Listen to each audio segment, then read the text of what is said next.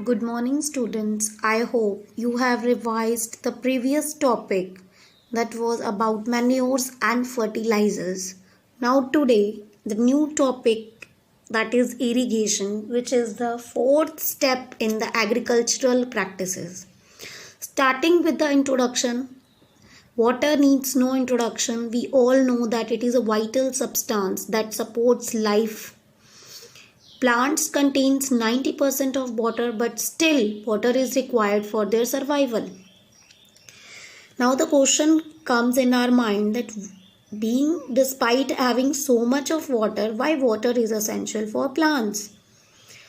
We will discuss some of the reasons. First one is for proper growth and development of flowers, fruits and seeds of plants. Roots absorb water along with water minerals. Fertilizers are also absorbed. For germination of seed, photosynthesis. So these are the important processes in which water is required. So therefore, supply of water to crops at regular intervals is essential for crop production.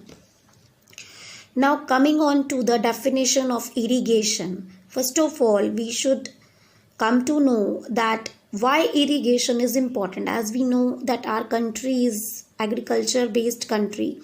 So here water is required at large quantities, but the rainfall pattern is not even here. So we want irrigation. So what is irrigation? The supply of water to the crop plants at regular intervals through sources other than rain is called irrigation. Irrigation actually must depend upon time and frequency too. We should know that what is the nature of the crop plant, what is the nature of the soil, and in which season the crop plants are grown. These are the three factors which must be considered while irrigating any crop. First of all, we should know about the nature of crop plant. Some crop plant requires more water or some crop plants need less water. For example, rice, it's a standing crop and require more water than other crops. Nature of soil. As we know that sandy soil requires more water than clay soil because sandy soil has low water holding capacity. Now the third one is season.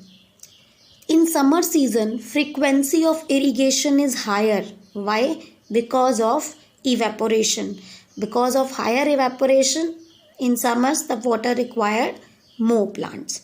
Now coming on to the sources of irrigation, from where we can irrigate our fields. It is from wells, tube wells, ponds, lakes, rivers, dams, tanks and canals. These are the various sources of irrigation from which irrigation to fields we can do. Now there are two methods of irrigation. Today we will discuss about traditional methods of irrigation. Before starting of this method, let me tell you there are 4 traditional methods of irrigation, but all of them are cheaper and inefficient method.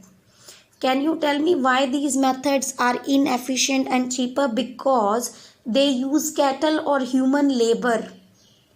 That is why. Okay. We have 4 methods: moat, chain pump, dhekli and rahat.